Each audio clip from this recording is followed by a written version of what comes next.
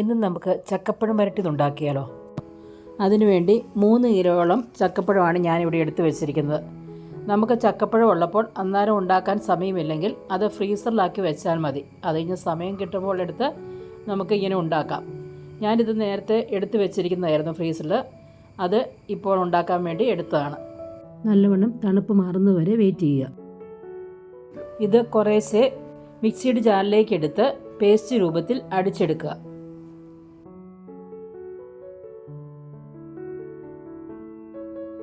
ഈ പരുവത്തിലാണ് ചക്കപ്പഴം മുഴുവൻ അടിച്ചെടുക്കേണ്ടത്.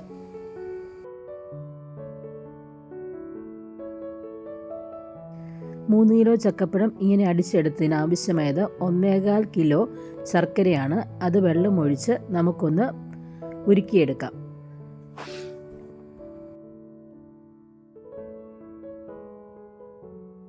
ശർക്കര ഉരുകി വരുമ്പോൾ നമുക്കൊരു അരിപ്പ് വെച്ച് അരിച്ചെടുക്കാം.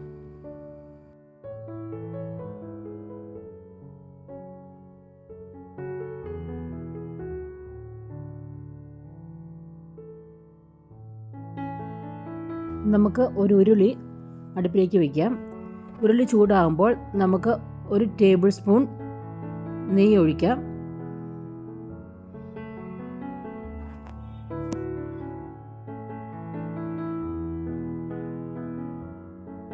നെയ്യ് ഉരുകി വരുമ്പോൾ നമ്മൾ നേരത്തെ അടിച്ചു വെച്ചിരുന്ന ചക്കപ്പഴം ഇതിലേക്കിട്ട് നന്നായി ഇളക്കാം.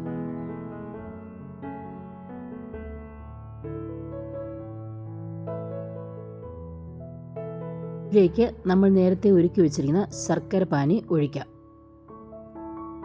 നന്നായി ഇളക്കി യോജിപ്പിക്കുക. ഈ സമയത്ത് നമ്മൾ വീണ്ടും 2 ടേബിൾ സ്പൂൺ നെയ്യ് ചേർത്ത് നന്നായി മിക്സ് ചെയ്യുക.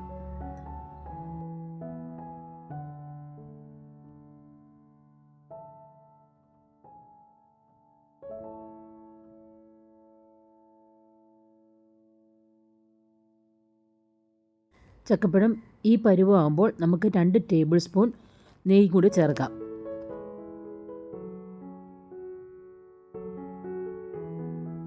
ചക്കപ്പഴം ഈ പരുവമാകുമ്പോൾ 1 ടേബിൾ സ്പൂൺ ചെറിയ ജീരകം വറുത്തതും ഏലക്ക ഒരു 8-10 എണ്ണം, ചുക്ക എന്നിവ മിക്സിയുടെ ജാറിൽ പൊടിച്ചെടുക്കുക.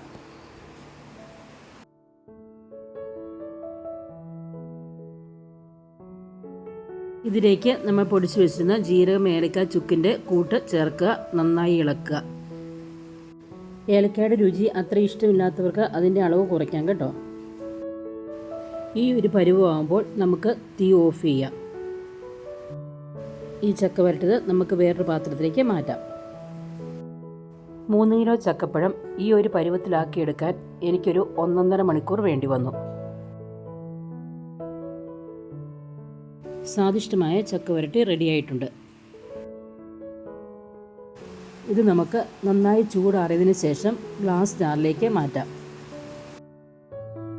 ഇത് ഇങ്ങനെ തന്നെ കഴിക്കാനും നല്ലതാണ്.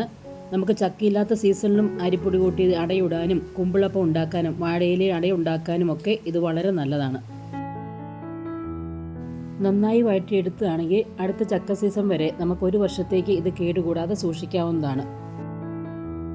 കുട്ടികളൊക്കെയുള്ള വീട്ടിലാണെങ്കിൽ ഇത് ഇടയ്ക്കിടയ്ക്ക് എടുത്ത് കഴിക്കാൻ യാതൊരു പ്രിസർവേറ്റീവ്സോ വിഷമോ ചേർക്കാത്ത ഒരു നല്ല ഫുഡ് ഐറ്റമാണിത്. സൂക്ഷിച്ച് വയ്ക്കുവാൻ നമ്മൾ എടുത്തു വെച്ചിരിക്കുന്നതിൻ്റെ മുകളിലേക്ക് പഞ്ചസാര ആഡ് ചെയ്യുക. ഇതൊരു നല്ല പ്രിസർവേറ്റീവാണ്. ഉപയോഗിക്കാൻ നേരം പഞ്ചസാര തട്ടി മാറ്റിയതിന് ശേഷം നമുക്ക് എടുത്ത് ഉപയോഗിക്കാവുന്നതാണ്. ഇതടച്ച് ഞാൻ ഫ്രിഡ്ജിലാണ് സൂക്ഷിക്കാറുള്ളത്. പുറത്ത് വെച്ചാലും കുഴപ്പമില്ലാതെ ഉപയോഗിക്കാം. ഈ വീഡിയോ ഇഷ്ടമായെങ്കിൽ ഞങ്ങളുടെ യൂട്യൂബ് ചാനൽ സബ്സ്ക്രൈബ് ചെയ്യണം, ലൈക്ക് ചെയ്യണം, കമൻറ്റ് ചെയ്യണേ.